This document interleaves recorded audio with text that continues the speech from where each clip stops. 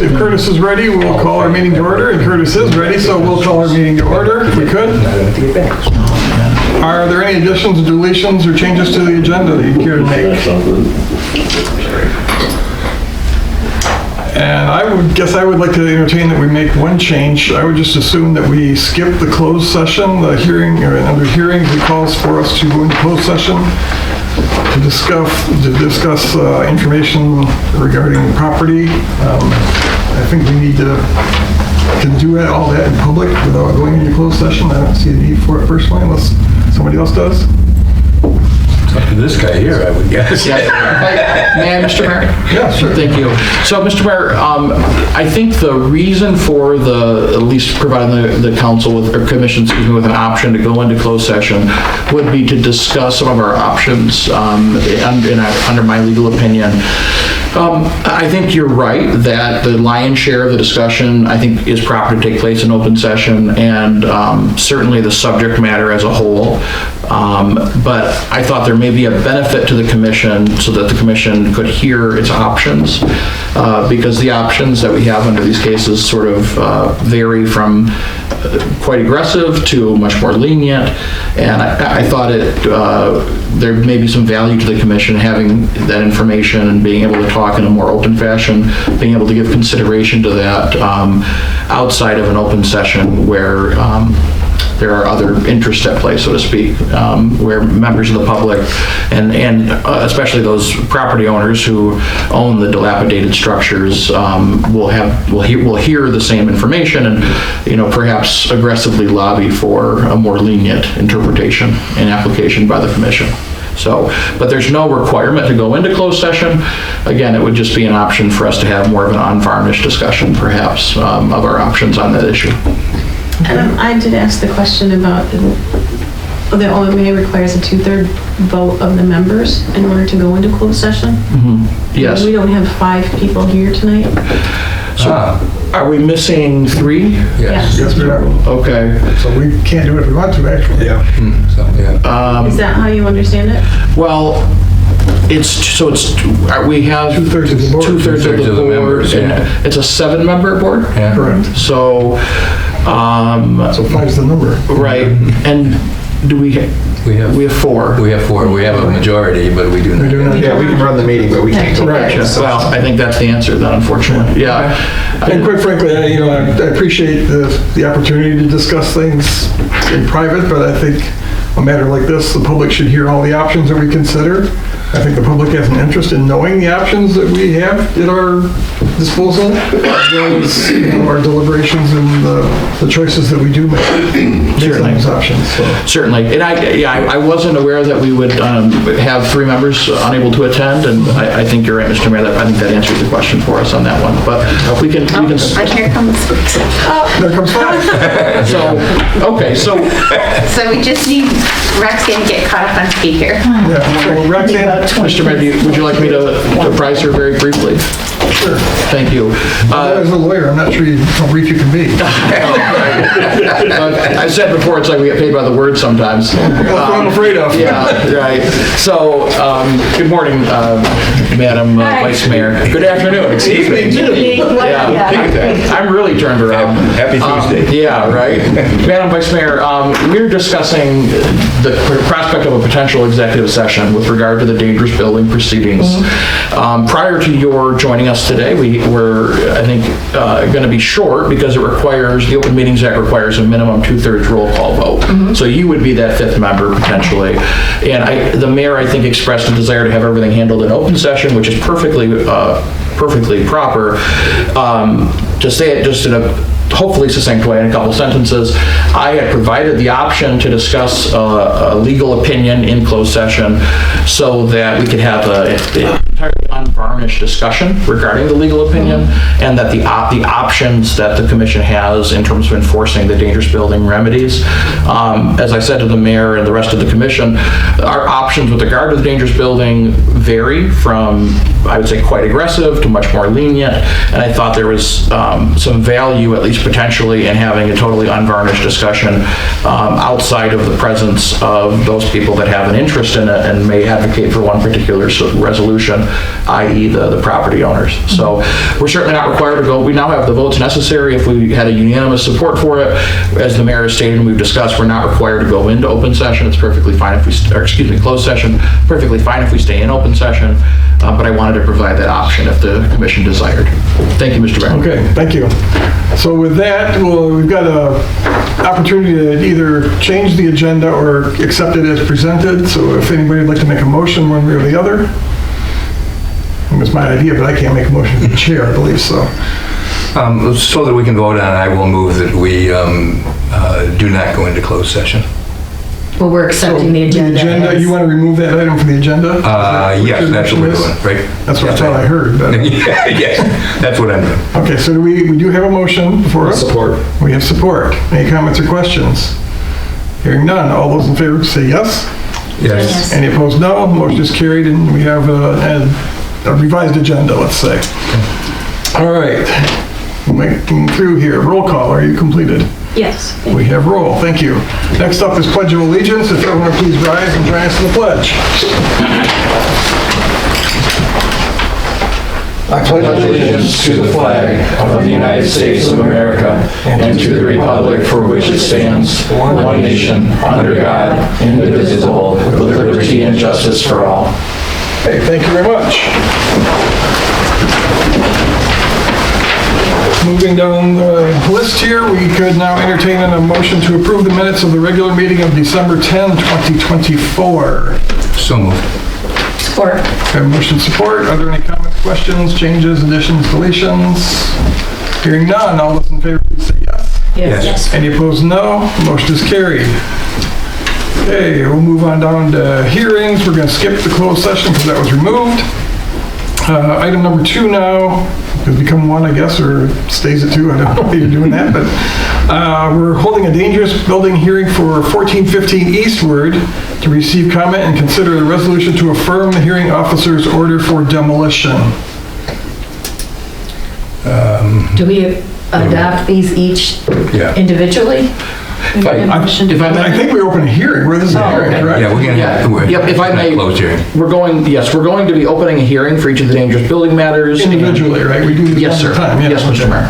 And I'll have more information regarding each one, but I recommend that we first vote to open the hearing on each matter. Right. Starting with Eastward, of course. Right. Move to open the hearing for 1415 Eastward.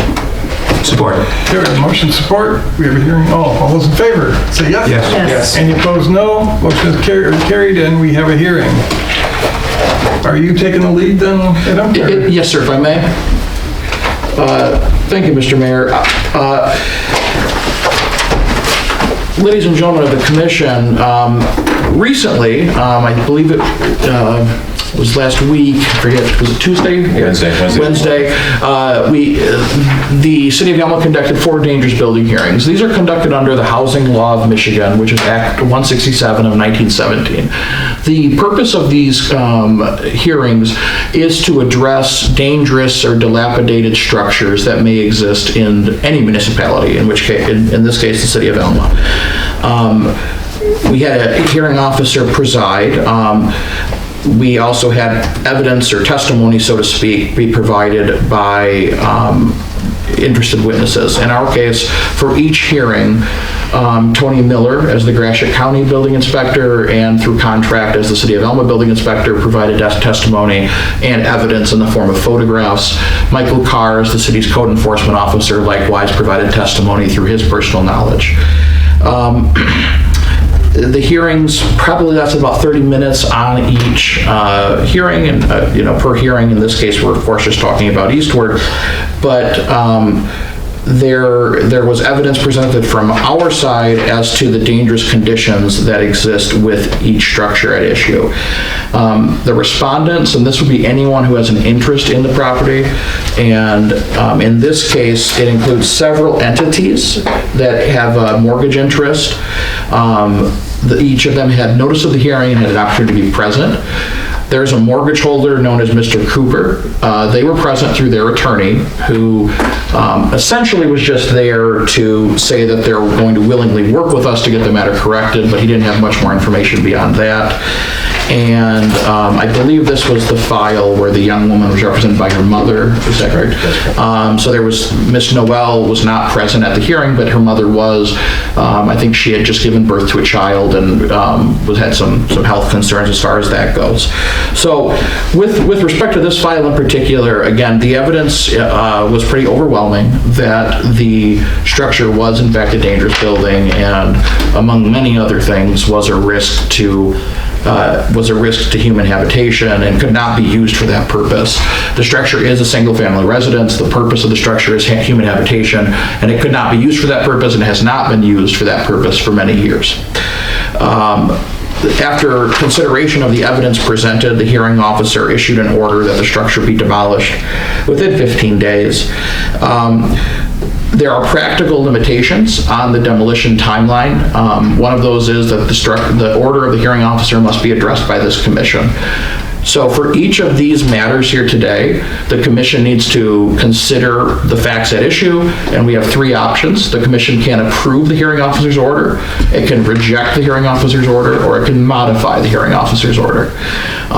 One portion I'd like to sort of make a point on is that an order giving us the right to take action to demolish the structure is not a requirement that we take action. In other words, if we say the structure must be demolished within 15 days, we're not required to be out there on day 16 and demolish it, right? We just have the right to do that. But if the commission chooses, or if delegated to our staff, if staff chooses to allow an extra grace period for a property owner who is showing an interest and showing a good effort to fix the problem, we could always do that. That's possible.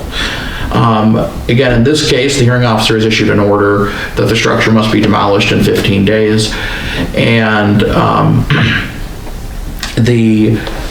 at the hearing, there was some general information provided that the property owner, Ms. Noel, would like to have the structure remedied and repaired, but there were not any sort of concrete plans of any kind with regard to no discussions with contractors, no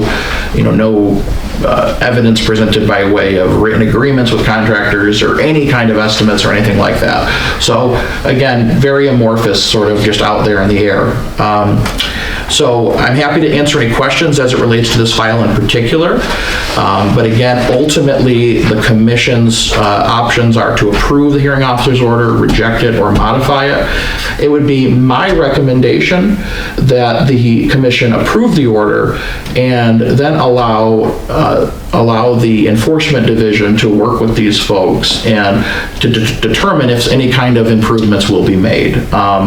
But for this file in particular, this is one of the files where there's been very little concrete plans of action talked about. And so I think this would be one of the files where we are going to be more likely to need to take action to demolish the structure if that is going to get done. Mr. Mayor, there may be some commission members who are wondering about the cost of this and how that money is recouped. If you'd like, I'm happy to address that now, or I can wait until there are specific questions. Does anybody want to hear it? I think I have a pretty good idea, but I would like to hear. if you go ahead, please. Yes, thank you, Mr. Mayor. So here's the basic structure of the cost. If that order, if the hearing officer's order is approved by the commission in some form, whether it's approved as it's written or modified, and when I say modified, theoretically the commission could give more time, so we could say, okay, not 15 days, but 90 days. Or we could modify the scope. So we could say, okay, the structure does not need to be demolished, but we need to have these individual repairs completed. As to that latter point, I think the evidence in each case is pretty strong that these houses are severely dilapidated. But Are people living in them? no, Okay. none of Yeah, it. have that for years. Correct. No one's Many years. correct. Yep, and that's correct, Mr. Mayor. And one of the factors when considering whether a structure is a dangerous building, and when I use that term dangerous building, I'm using it with its legal connotation under the housing law, not just like, oh, that looks dangerous. It's how it's defined under the law. And one of the considerations is, what is the primary purpose of the structure? In all of these cases, the primary purpose is human habitation. And in all of these cases, the structures are unfit for human habitation. Okay. So, and no one's living in them. And to the extent they're being used, it's the risk of them being used for untoward purposes, like by vagrants or homeless or animals, things of that nature. Children getting into Exactly, children, attractive nuisances, things of that nature. So, with regard to the cost, the property owner is ordered to demolish the structures. Let's presume they won't, and it's very likely that whether we give them a day or 100 days or 1,000 days, they won't demolish it. Which means if we want it demolished, the city would take action to do it. Let's assume that for this, just for the sake of this discussion, we give them X number of days to demolish, they don't do it, which means we have to. So we would hire a contractor to complete the demolition. Once that is done, we would send them an invoice and we get to recoup the entire cost of everything. Obviously, the cost of the demo, we get to at least try to recoup it. Okay. Probably more. Much better choice of words than I Yes. say. The entire cost of everything. Obviously the demolition, but also for my time, you're at the demolition hearings, any expenses that are incurred, even up down to our certified mailings that we've sent out. All of that would be put into an invoice and sent to the property owners. It's very likely that when we send the property owners an invoice, they will not pay it. We'd give them a very short period of time, 15 days to pay the invoice, and let's say they don't pay it. At that point, we can collect on that invoice in any manner that's permitted by law to collect on a judgment. So one of the first things we do is we place a lien on the property. Okay, it's called a dangerous building lien. So that means that essentially nothing can happen with the property legally until our lien is dealt with.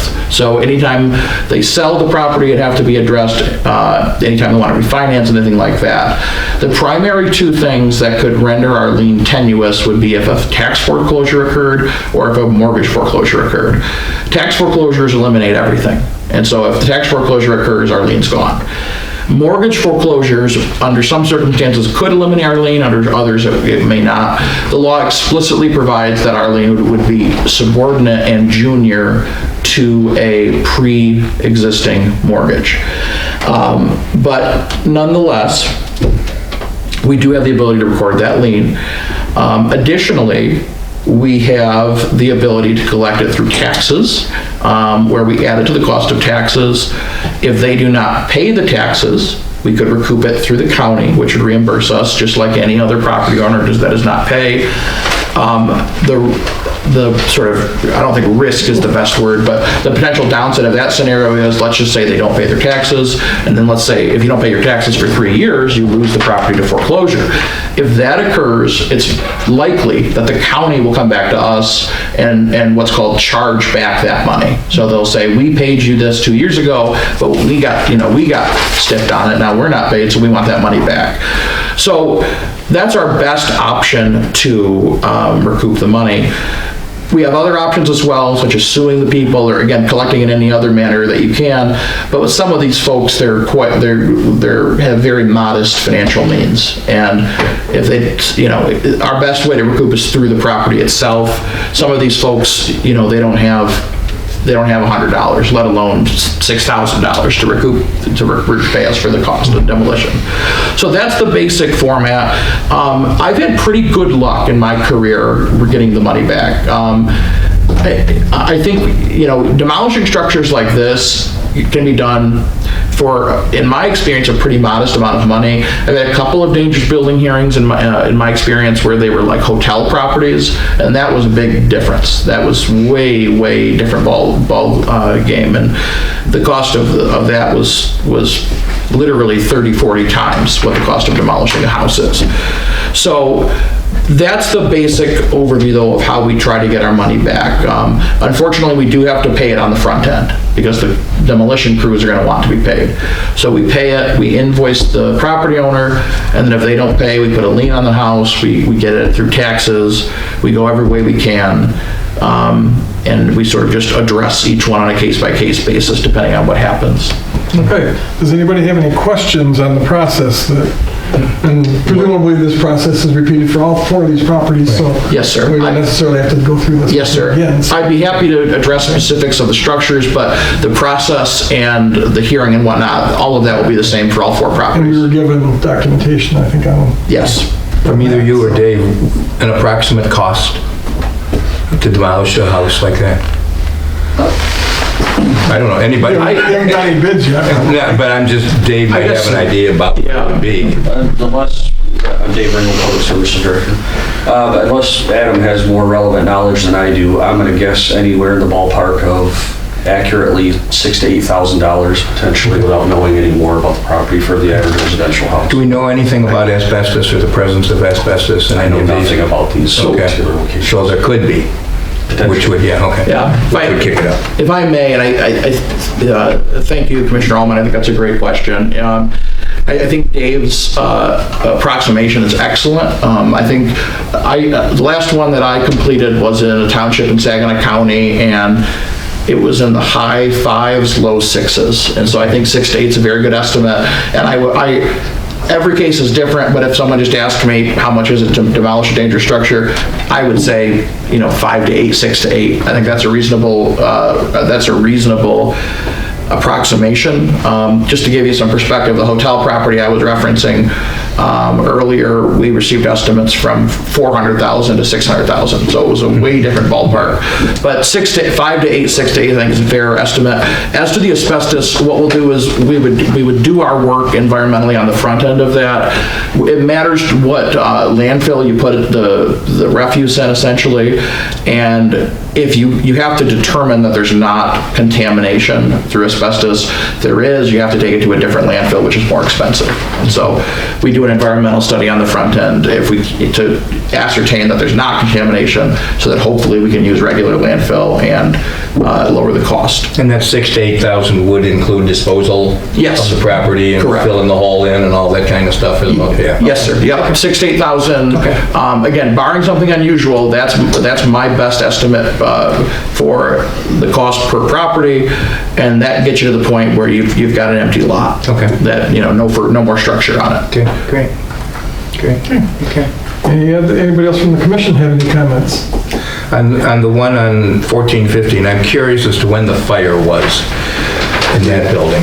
It was Long time ago? it was 2 years ago, this last April. Okay. But that occurred after the house was already empty, did it not? No, there was people. That was the cause of the evacuation of the house, was the fire 2 years ago? Yes. Okay. And if I may add as well, the fire is a factor we need to consider in application on that property.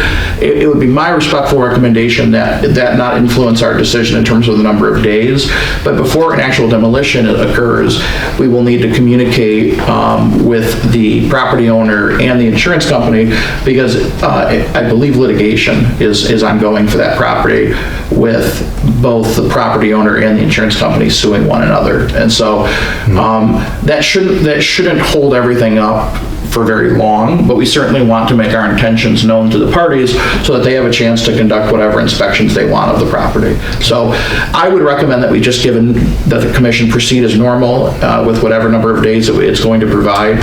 But again, I think this out of the four is one of maybe the most extreme one, where I don't see any intent on the part of the responsive parties to take any action.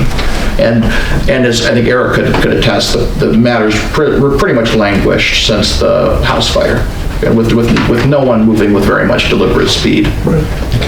Okay. Anybody else from the commission have any comments or questions? Are there any members of the public that would like to comment or have a question on this particular property at 1415 Eastward? Seeing none. Move to close the hearing. We have a motion to support to close the hearing. Last chance for comments or questions. All those in favor, please say yes. Yes. Yes. Any opposed, no. Motion is carried. The hearing is closed. Thank you. Now, I guess we hold all the hearings first and before we take action, you prefer? Or I think that makes- whatever motion we get, I guess we'll act on that. I think that makes sense, Mr. Mayor. Well, yeah, either way, it's, Unless you want to give different time periods for each. well, we'll still have to take action individually, I Individual think, votes. so. We can, Mr. Mayor, procedurally, we could take a vote on Eastward now, or we could open up the hearing on Woodworth. It's entirely up to the pleasure of the commission. So I'll take the motion, whatever you folks prefer. And if I may, Mr. Mayor, just to remind the commission, that obviously the commission knows how to open up a hearing on Woodworth if it desires. If the commission desires to make a motion on Eastward now, again, its options as far as a motion goes are to reject the hearing officer's order, to accept and approve the hearing officer's order, or to modify the hearing officer's order. And I respectfully recommend that if we vote to modify, that the motion specify which, the nature of the modification of the order that's desired. Okay. I move to accept. Support. Okay, we have a motion to accept the hearing officer's order. Are there any comments or questions?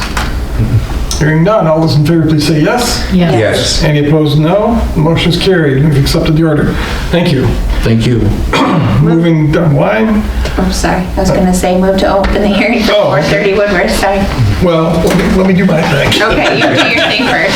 I gotta get my 15 minutes of fame here. There you go. Next, we are to hold a dangerous building hearing for 430 Woodworth and receive comments and consider a resolution to affirm the hearing officer's order for demolition. Michelle, you have a order? Move to open the hearing, public hearing for 430 Woodward. Support. Your motion support. Any comments or questions? Hearing none, all those in favor, please say yes. Yes. Any opposed, no. The item is passed and we have a hearing open. If I may, Mr. Mayor? Thank you. Everything I stated for Eastward applies to this property, other than the specifics with regard to the property owners and the mortgage and their efforts. I did speak at length.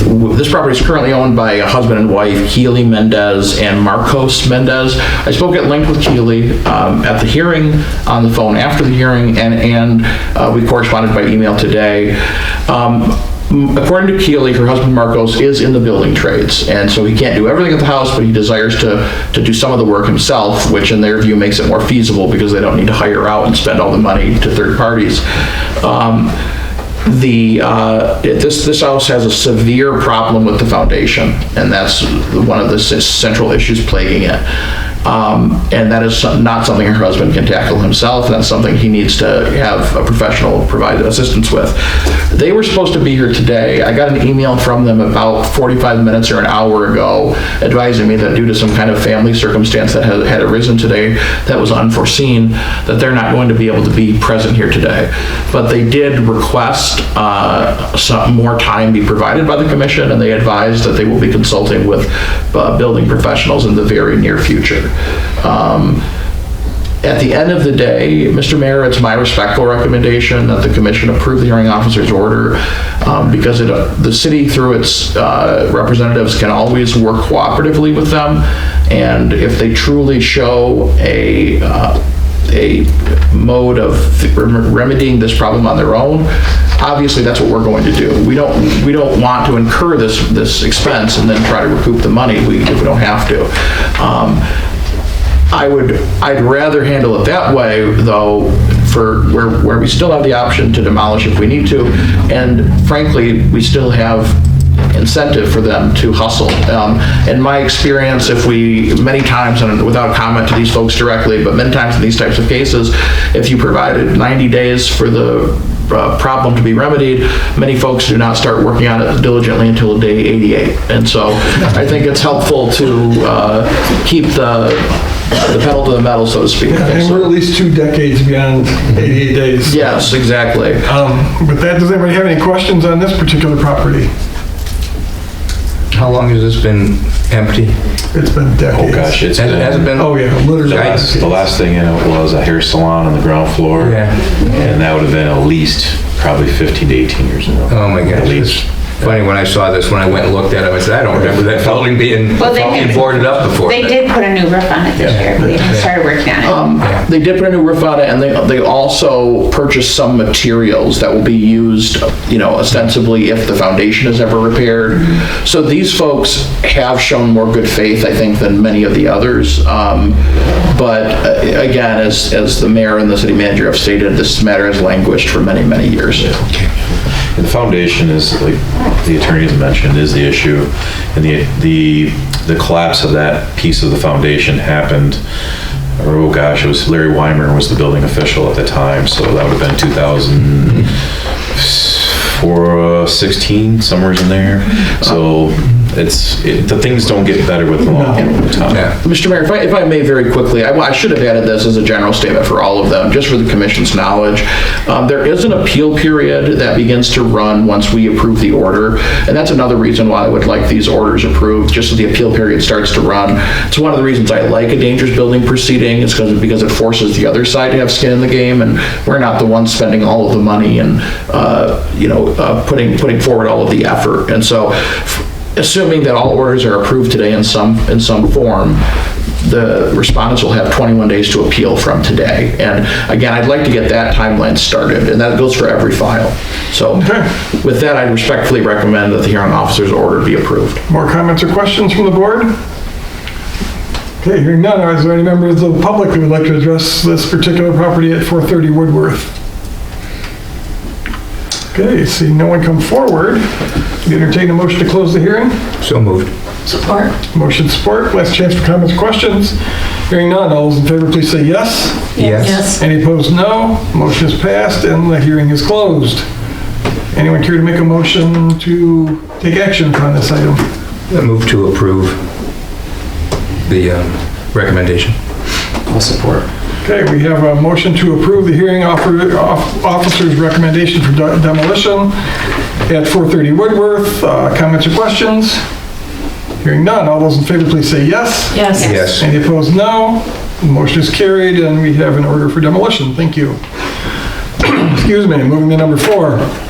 We are to hold a dangerous building hearing for 110 Linwood to receive comment and consider a resolution to affirm the hearing officer's order for demolition again. Your pleasure. Move to open the public hearing. Second. Okay, we have a motion support, comments or questions? Hearing none, all those in favor please say yes. Yes. Yes. Any opposed, no. The hearing is open. If I may, Mr. Mayor? You're getting shorter every time. Thank you. Absolutely, yes, sir. Everything I said previously, again, except for the specific comments relating to the property owner applies. This property has somewhat of an interesting history. It was owned by a husband and wife. The husband passed away, and the gentleman in the audience is the son. He'll help me here. But I would say 17 years ago, I think the wife passed away like 13 years ago. So, in truth, the current owner of the property is deceased, and so the true current owner of the property is the estate of those individuals, but an estate's never been opened. So that's an added layer that will need to be accomplished by the gentleman in the property or some other interested party, is to open up a probate estate to have the remedy fixed with the proper owner. But again, I respectfully recommend that the hearing officer's order be approved and that the city work cooperatively with any interested party who steps up. Mr. Zach Jellison is present in the final row of the gallery there, and he'll obviously, I'm sure, speak for himself, but he may have a comment or two on this one as well. Okay. Are there any members of the commission that have comments or questions at this point? Okay, hearing none. Is there any member of the public who would like to address the commission on the property at 110 Linwood? If you would, please go to the podium, state your name and address, and I'm not sure if you have a time limit on this one. Is there a time limit? No. Okay. Whatever you determine to be reasonable, Mr. Mayor. Thank you. My name is Zachary Jellison. I live at 1112 Rosedale, Elmo, Michigan. The property was my parents' property. No, there is no estate or anything opened. I did speak with the attorney here the day after, so it would have been Thursday. And then I spoke with, I'm going through a divorce right now, so I spoke with my attorney for that on Friday. She suggested I get a different attorney for it and informed me that my assets are frozen at the moment. So what I would like to request from you guys is maybe a little bit of time so I can get through the divorce, to be able to access my assets, to be able to retain a lawyer, to open the probate, to go through that process so that at least that stuff's taken care of. And I would assume legally own the property at that point between myself and my brother. Well, we've got to do something, but he's got a family. I have a soon-to-be ex-wife, so I just don't have access to my assets at the moment. So I would request a little bit, some time. I mean, and I completely understand, and I apologize that the property is in the state that it is, and I take responsibility for not taking action in the past 13 years since my mom has passed away. But my wife, or soon-to-be ex-wife, I'm not for sure how to refer to her, we had different views as to what we wanted to do with it, and we lived life, and it was just there. Again, I apologize for the appearance of it and that it is. I don't like the word dilapidated, but I can respect that that's the terminology being used. Okay, thank you. Anybody else care to come forward and make comments on this particular property? Okay, hearing none. Want to entertain a motion to close the public hearing? So moved. Support. We have a motion to support. Any last chance for comments or questions from the board? Hearing none, all those in favor, please say yes. Yes. Yes. Any opposed, no. Motion is carried and the hearing is closed. Anyone interested in making a motion on the order? If we could, what is the timeline right now? It would be 15 days. Again, that even if we were going to be as aggressive as humanly possible, that would not occur because we would have to wait for the 21 days from today to elapse. And so, and then we'd have to actually contract with someone. So even if we wanted to be aggressive as humanly possible, we would probably not be able to demolish until third or fourth week of January. And again, if the commissioner... So with the holiday, could we just post, or, say, give an additional 30 days for him to talk to his attorney? We could, but as Adam has stated earlier, he's got this appeal period. By doing this, the clock starts ticking for any appeals. And it also, even if we pass it, staff has the ability to slow the process down and work with them and provide other options if we see meaningful, significant meaningful progress. But And the mayor... speaking personally, divorces can take years, so. Yeah, and this has already been over a decade. I'm sorry, but... The mayor is correct. That's what I'm saying, so you can't, I don't know that we can I'm not sure wait. a matter of weeks could, I think we are talking years if it's... Correct. Realistically, I'm sorry. And if something changes, as the mayor stated, staff does have the opportunity to pivot and work with the gentleman. I just favor the approval of the order tonight in order to get the appeal period started and over with, and then that at least frees our option to remedy the problem in some form. So I would respectfully recommend approval of the hearing officer's order with the knowledge that staff and myself will continue to work cooperatively with any interested party. Yeah, I would make the motion to accept the hearing officer's order for 110 Linwood. Support. Okay, we have a motion support. Any comments or questions? Hearing none, all those in favor, please say yes. Yes. Yes. Yes. Any opposed, no. The motion is carried as well. Thank you.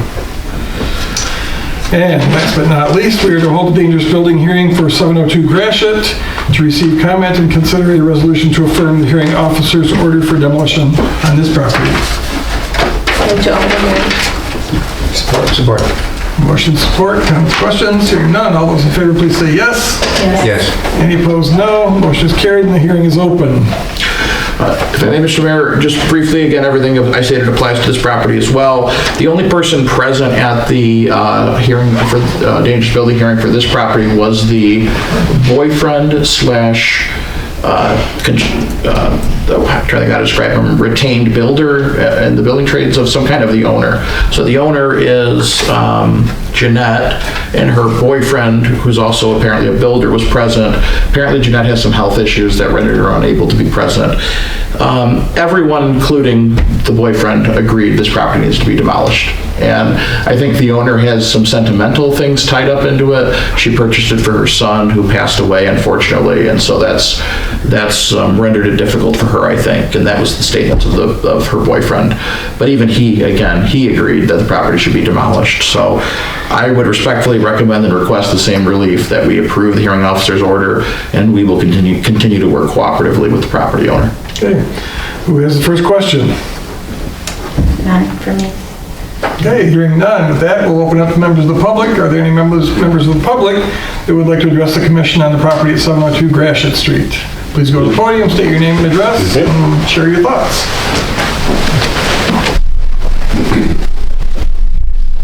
My name is Steve Brown, Three-Way Walnut, which is more or less across the street from the subject property. We've spoken about this before 2 or 3 times over the past couple of years. And I'd just like to make a comment that the feral cats are back. They're sunning themselves in the windows inside the house. It's been vacant. Judy knows better than me, 25 years. There are also neighbors on Walnut. And it's obvious that nothing is going to happen to this house other than continued decay. So the neighborhood, the Gratiot Walnut neighborhood, respectfully requests that we go ahead and make this happen. Thank you. Okay, thank you. Is there anyone else who would like to address the commission on this topic? I'm not seeing anyone else come forward, so we'll entertain a motion to close the hearing. So moved. Support. We have a motion support. Last chance for comments or questions. Hearing none. All those in favor, please say yes. Yes. Any opposed, no. The motion is carried. The hearing is closed. Anyone care to make a recommendation on the hearing officer's order for demolition for 702 Gratiot? Move to accept the hearing officer's order for 702 Gratiot. Support. Okay, we have motion support. Comments or questions? Again, hearing none. All those in favor, please say yes. Yes. Any opposed, no. Motion is carried, and we've accepted the hearing officer's order for demolition at 702 Gratiot. Thank you, All Mr. right, Mayor. thank you. Appreciate it. All the work that went into this by staff and attorneys and members of the public that have driven some of these things forward. We do appreciate everybody, and Thank you. hopefully this will also set an example, I think, is another motivating factor behind this, that there's probably some other properties in town that are next on the list, I guess, so to speak. So, fair warning. Moving down our agenda, we have a request to consider a request for purchase to McQueen Emergency in the amount of $167,600 for the purchase through my deal of a Spartan Pro Plus leaf vacuum to replace the current unit. Thank you. Happy evening. Happy holidays, everyone. Thank you. Same to you. Move to approve. Okay. So we have a motion, we have support, we have support. Who has the first question? Just a little background, it is on the My Deal, so it has been bid out through the state of Michigan's process, so this is a good price. Secondly, about 2 years ago, we talked about our current leafer, and it would be good to have something more automated instead of so mechanical with people working.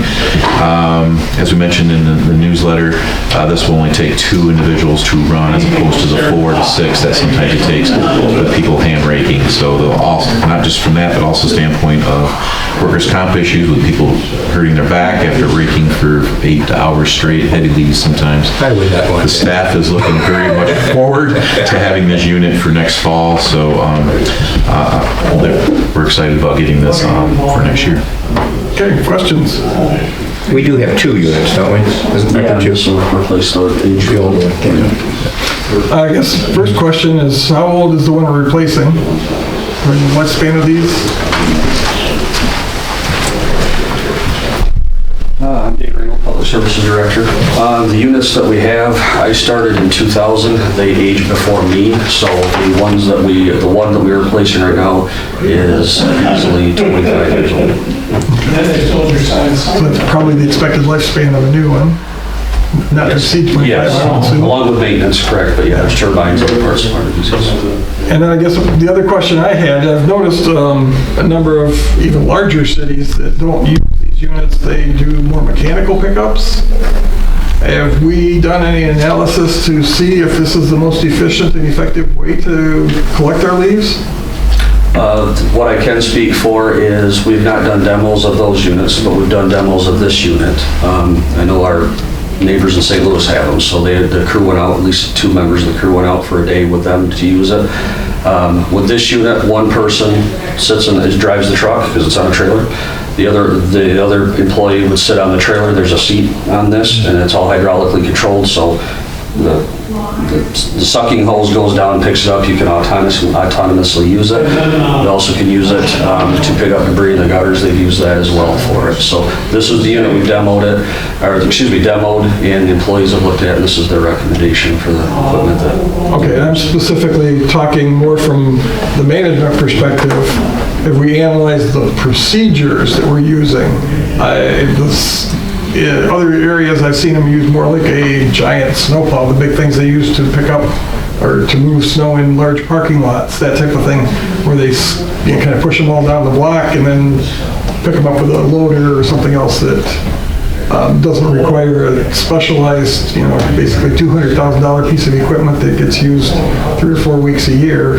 You can make use of a piece like a loader or skid loader or something. I think if you took the price of the 200,000 and you put it over 25 years per season, it'd be cheaper than trying to get that big bulldozer down the road and the gas for that and the trucks. Well, that is indeed my question. Yeah, Have but we I'm just analyzed saying that? I I don't pretend to be an expert at it, I just see No. other cities doing this. I'm sure that they Questioning, read have we looked at alternatives? If I'm not specifically versed with the item you're talking about, in all honesty, if it is any kind of a loader unit with any kind of a grappling mechanism or any kind of a rigid front end, there's risk damage to the terrace. That would involve going out there and restoring the terrace, just based on what the description that you've given me. This one, what it does is hydraulically, it's a hose that doesn't damage the terrace. It's literally a giant vacuum, similar to what we have right now. It just reduces 4 employees to do this. And at the end of the year, this is when it comes down to seasonals, unfortunately, don't usually stick around that long in the year. This year we were lucky with 2. So as they dissipate, this takes almost actually the entire full-time crew to do. So eliminating 4 people to do this frees up crews to do other jobs. And if it is anything that you mentioned, I could see risk to the terrace, potentially working around trees, that type of issues, but without knowing specifically what you're referring to. I just know this is what we've talked about for the last 2 years, so this is really where staff has directed their time and energies into trying to find a unit like this, so this was the option. Okay. Anybody else have comments or questions? I do. May I? Sure. Sorry, just, my family lives in Midland, and they do that, they rake all of the leaves into the road, and then the equipment comes and it takes it out of the road. In my experience, there has been at least one accident in Elma where a child was killed because the leaves were in the road and somebody drove over the child in the road. So I think and as a matter of liability, having all the leaves raked into the road is a potential issue. It's just my thought on the subject. Yeah, absolutely. I think St. Louis has one that's operated by one person. Doesn't the driver also have just a joystick in that where he... No, this one, from my understanding, is the same one that they've demoed over in St. Louis. You have the driver that drives the machine, if you're driving the truck, and then what we're looking at getting is headsets for all the crews to have different divisions. And then the driver wouldn't have to look in the rearview mirror anymore to watch this, and they don't have to use headsets, they can talk into their headset and talk to Well, they must have had a different one, because I saw one when I was driving over there where he was driving it from the right side, like you There are different options. Yeah, and I thought that was a little bit shaky with just having one person doing it, but they're not as big as we are either. There's lots of options and costs goes up. This looked pretty nifty from looking at the pictures and stuff. And the idea is to get the basic unit for the lead time on this, try to get it as soon as possible. So. Okay. Any other questions? Hearing none. All those in favor, please say yes. Yes. Any opposed, no. Motion's carried. Thank you. Next up, we're to consider a resolution to approve a request for services to VC3 Incorporated for an amount not to exceed $64,050 for labor to install new computers or upgrade existing computers to compatibility with Windows 11 per new mandate set forth by Microsoft. Thanks, Microsoft. Move to approve. Support. Okay, we have motion support. Okay, it has come down that by the end of September 2025, all computers must be updated to Windows 11. If not, you won't be able to use it, won't work. Thank you, Microsoft. Yep. VC3 Expensive paperweight. It is. They've provided us our list of computers that are compatible enough, or new enough, compatible enough to bring on the Windows 11. And then there's a good majority of them that need to be just replaced. They have provided us the dollar amount per device to do that. The police public safety devices are a little bit more expensive because those are lean certified and they need different personnel with different certifications to do those, so those are a little bit more per. But it's a total of 47 devices that need to be either 40 devices must be replaced and 47 devices either replaced or upgraded to Windows. So there's quite a few of them here. We've asked to not to exceed so we can get started on this right away. So who knows where inventories will be for actual computers, and then staffing times for these companies that do this work, like VC3 and Ramen Group, and those are the two that I know off the top of my head. It's just we can't do our work without these devices, and this is part of doing business. And some of the questions that have been asked is like, well, if you had your own IT person, could you do it? No. I mean, if you had an IT person, you could maybe cut down some of this costs, but still you need VC3 to do certain things that your IT person could cost. That would be here. IT person is going to cost you much more than $64,000 in a year. Well, to have one doesn't do any good anyway. Then you're at the mercy of one person, and you're you lose them, you lost everything, and and we've talked with our neighbor St. Louis. They use a different IT provider, and their numbers that they've gotten for this type of work are right in the same ballpark as these. So it isn't like they're giving us a number that's just way out there. So that's why we brought it to you earlier than later to get this going and start taking them department by department, basically. Software developers, unfortunately, become a little bit like drug dealers. They've got us all hooked, and now you're just at their mercy. And you wonder sometimes if, some processes should go back to paper and pencil. It's realistically, when you start talking about this kind of money for some of the process that we just use it on a spreadsheet. Yeah. And a lot of this, from what we've been told, is Windows 11 is there's a lot of security updates and things that come along with this. And if we, obviously... And there's no guarantee. There's no guarantee. But working with VC3, since we basically contract all their IT through them, they're on the hook if something goes wrong. They have insurances and things like that, as opposed to if we had our own employee and something went wrong, it'd be on our employee. It's on them too. So there is some benefit there from a liability standpoint too. So I'll bet there's a lot of outs in that contract. Well, I know what you're saying, but you can't outsource liability. The lawyers are too good. But I know it's a large number when we look at it, and it's frustrating. Believe me, when we got the number, it's frustrating, but we really don't have a choice, and the sooner we get started, the better off we are. Okay, comments or questions? Are all of these devices networked? Like, do they have to be online? Yeah. We have some folks, that work remotely, so they remote in. There are everyone that out there can remote in through. I'm trying to remember it's a Cisco system that comes in, and we got our dual, authentication stuff now. Through VPN? Yeah. Yes, VPN. Yes, that's the acronym I'm looking for. VPN. So everything that we have here can remote in. Okay. Like I said, the police ones have gotten a little more expensive, because we had to replace the ones in the vehicles, and then a few stations inside the department itself. And since they are lean certified machines, they have to be worked on by lean certified technicians from VC3, so those do cost more.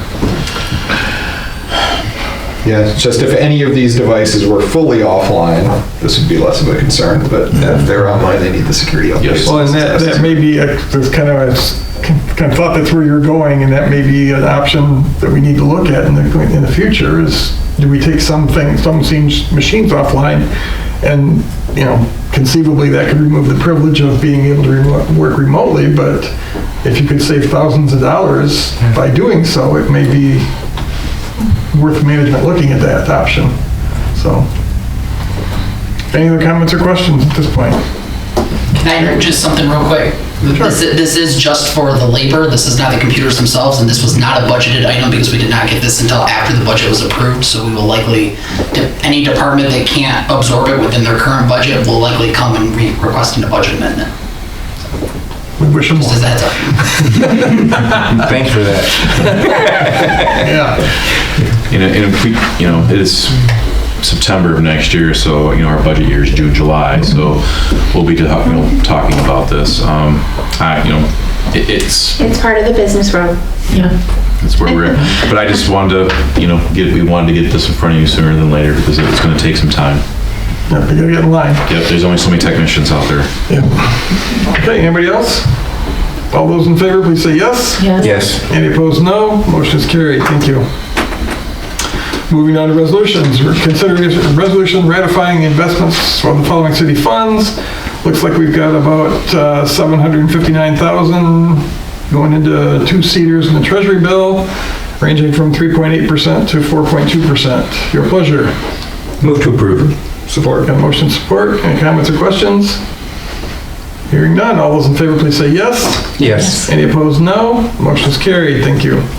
Next, we are considering a resolution authorizing the mayor to execute the 2024 application for certification for the community of Alma to be officially certified as a Tree City USA, having achieved the standards set forth by the Arbor Day Foundation.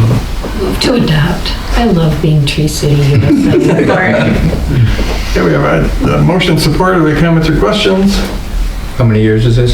This will be 39, so next year will be the big 4-0, so. 39. We need to start planning a celebration for 40. Next year, yeah, for 40. We should, actually. Yeah, we should. Plant 40 trees.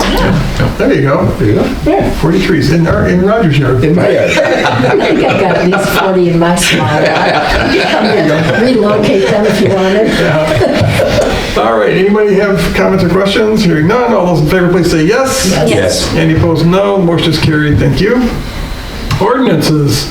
We are to consider a resolution to introduce ordinance number 846, which is an ordinance aimed to amend the zoning map as it appears in section 60-52 of the ordinances of the city of Alma and to conditionally rezone a parcel of property commonly known as 245 East Warwick Drive from zone OS, which is office services, to a zone B2, which is indeed general business. Move to introduce the ordinance. Support. We have a motion and support. Can we get some background on this? Sure thing. This is an ordinance to help out to bring a pharmacy at 245 East Warwick, right across the street from the hospital. As the mayor mentioned, this is currently zoned OS. That does not allow for drugstores, pharmacies. B2 does. The hospital across the street is a B2 district. That's why in the past there was a pharmacy in the hospital. Obviously, it'd be nice to have a couple options other than the box retailers. So this fits, we met as planning commission. They've recommended the change and the conditional rezoning, and the thought on the conditional rezoning was that if the pharmacy does go, reverts back that, and the real reason for that is behind it, there is a multifamily residential development back there to kind of protect them if this was the change, so. Okay. Comments or questions? Hearing none, all those in favor, please say yes. Yes. Yes. Any opposed, no. Motion is carried. We've introduced the ordinance. Thank you. Next, we are considering a resolution to introduce ordinance number 847, which is an ordinance to amend the zoning map as it appears in section 60-52 of the ordinances of the city of Alma to rezone several parcels of property commonly known as State Street Plaza from zone B2 general business to zone WF, which is waterfront. Your pleasure. Move to rezone. Support. Got a motion support. Or introduce the More ordinance. background on the Yes, sale here? yes. Residential sale? Yep, this is part of State Street Plaza and the parcels that the city has acquired over the years from the railroad and from MDOT, believe it or not, along between Mechanic Street and the State Street Plaza. Part of the thought is we're going to sell the old, what was known as the Transportation Building, 217 North State Street. But also we'd like to make sure we keep that property for the redevelopment of the riverfront, and as we talked about the possibility of the train, passenger train line coming through, that's valuable property to keep a hold of. Also, the WF, which is the waterfront, provides a wider range of opportunities for any developer to come and do something along the riverfront, even if it's not specifically stated within the zoning ordinance for WF, that if they have a good idea of something, residentially, commercially, or whatever it may be, they can come to the planning commission and ask for basically a special use permit, as opposed to us rezoning something again. The planning commission can look at it and see if it's got merit and provide them with a special use permit. So, setting it up for the future for redevelopment and making it easier, hopefully, for a potential developer. Okay. Comments or questions? Is Zone WF waterfront pretty wide open at this point as to what its purpose is? Yeah, if you go through permitted uses, and that's how that's laid out, it gives you your permitted uses. And then it talks about special uses, and it's pretty vague on what that would be. And obviously, the community and the commissions over the years have been acquiring land to hopefully one day that'll be a major asset, not just for the downtown, but for the whole community and for the region. So. Good. Anybody else? Hearing none, all those in favor, please say yes. Yes. Any opposed? No. The motion is carried. Thank you. Reports of officers, boards, and committees. The city commissioner may receive the following reports by one resolution, or any commissioner may remove any item within the section for individual discussion and vote. Tonight we have the minutes of the December 11, 2024 dangerous building show cause hearing and the city manager's report. Your pleasure thereof. Move to receive 1 and 2, Eric. Yours is pretty self-explanatory, or did you need to talk about something? Just wanted to get your opinion on the seal coat and crack seal program. Okay, so I move to approve the number 1. That's all I got to talk to you about. Okay. Support. Okay, we have a motion for receipt of item number 1, along with support. Any comments or questions? Hearing none, all those in favor, please say yes. Yes. Any opposed, no. The motion is carried. We've received that report. Your pleasure on 2. Move to receive the city manager's report. Support. We have motion support. Very quick, it's this last year was our first year we had our millage to do all the street repairs. We got some very good numbers from a linear square foot to do the crack seal, and then also for the chip seal program. Within that agreement that we signed, there is an option in there to extend it for another year if both parties agree to go forward. Both contractors that provide those numbers are willing to go forward, and staff would like to move forward with that as well. We don't know what the linear feet are because we haven't chosen the streets yet to either crack seal or chip seal, but we wouldn't be going out for bid if we went down this path again. So we just wanted to make sure that the commission is okay with that, and if you are, then we'll proceed with putting together a list of streets that need crack sealing and chip seal. That was basically, we wanted to bring it to you in case, I thought we approved that 2 years ago. How come we went ahead without approving a new bid? So just wanted to get that in front of you and ask your opinion on that, and if you're okay with what we had previously. Okay, who has the first question? We think we had a pretty good deal from those 2 companies. Come on up again. Yeah, they are. Dave Ringel, Public Services Director. Yes, we've done this in the past with with a few other projects in my tenure. The prices we got were good, and the companies that we worked with were good. I know Roger had mentioned specifically about one issue to me after meeting a couple of months ago, where there was an area that wasn't done and it appeared that there was a parked car in the way. So their season was done. They did come back. They actually heated up some asphalt to come and put the fog coat on it. So that was very good rather than having to wait until the spring to do it. Another reason is we can try to help to expedite this process by not putting it out for bid, trying to get quicker on the job list for next year. That's the idea that we hope for anyway. And we do have some money that I was talking with the finance director. We still have some money we can spend against this current year. Makes that go a little easier too. If I can try to get them to have it done in the spring to go against this current budget year before we go over to the next fiscal year and try to sandwich 2 years together with this project. Great. Both companies are willing to do it so long as the square yardage and footage is similar, which we definitely can do. So. Okay.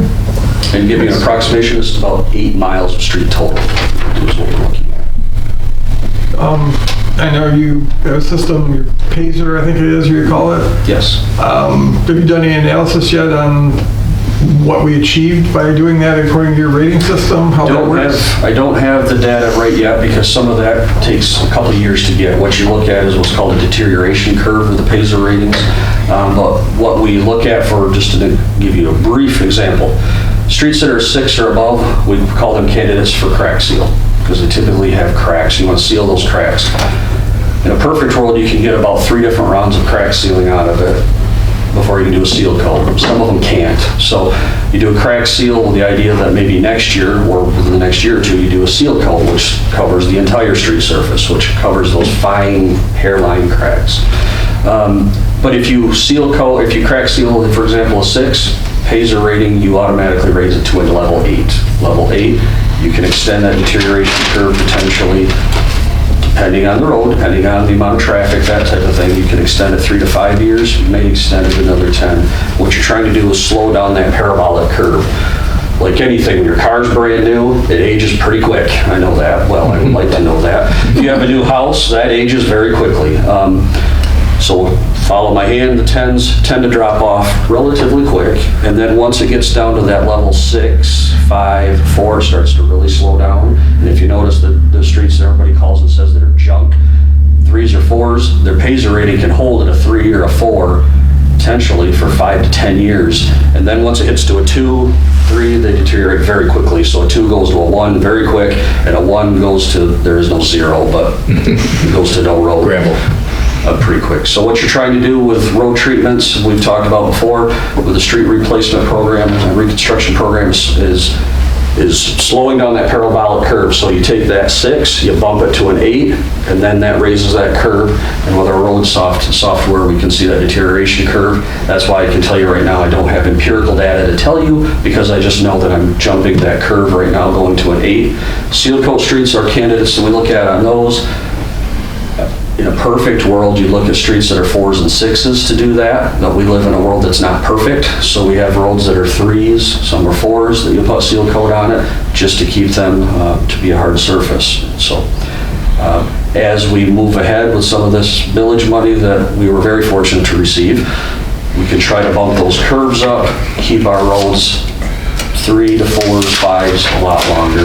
And you want to, in general, keep your parabolic curve with all your streets, keep it a nice triangle. Majority of your streets are closer to that 4 to 7 range. Everybody likes to say our streets are all 9s and 10s, but you want them to be average and try to keep it as close to average as you can. Preventative maintenance money. So think of it as re-siding your house, think of it as repainting your house, kind of the best examples I can give you. And basic maintenance is what we call them on the roads. So I just heard you say ideally you would do this, the crack seal to a 4 or 5, but we're doing... No, crack seals, you would do them at a level 6. So a 6 or 7, but we're doing them to 3s and 4s. Not to crack seal, not crack seal, that's seal coat. Seal coat. That's what you see when you see the stones go down, and then within a month or so, there's that black fog coat. But it's ideal at what level? And we're doing... Could you say it's ideal? 4s to 6s, and if you follow certain road entities, if you're financially blessed, you can do an 8 or a 9 with a seal coat. But we have roads that need maintenance, so we're trying to make them last as long as we can. So eventually, I mean, in my travels around town, I see continued deterioration of our, we live in Michigan, we have a lot of clay soil. Our roads are deteriorating faster than we're repairing them. Eventually, we're going to wind up with some gravel roads. It's going to be a matter of either we select where they go and do it intentionally, or they're just going to happen to us. Either way, we are going to wind up with gravel roads. That's potentially. I think we have a problem. We just passed a millage, what was it, last year? No, 2 years. 2 years ago, so 3 years left on that. I really think in the next 3 years, we need to have some serious conversation about either making some intentional choices or just letting the world happen to us. And we can either do, make some smart, intelligence, informed decisions and change our programs, or we're gonna just have happen and whatever happens and suffer the consequences. So I think we've got some tough choices ahead of us. It's unfortunate, but I think that's reality. Yes, that's a conversation we can have. It's definitely not a knee-jerk reaction. In the next, when we do have these streets forecast and planned, we've had some interesting maps that we've made, and because of this, the millage money, that's why I look at the camera and I deliberately say we're very fortunate to get